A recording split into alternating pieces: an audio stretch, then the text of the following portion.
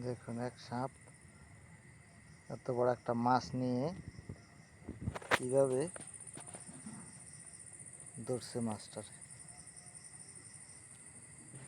মাছটারে ধরছে। মাছটা ধরার পরে সে খাইতে পারতেছে না। আর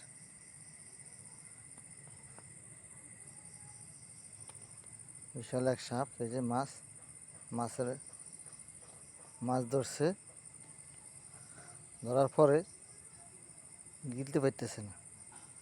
কাতল মাছ।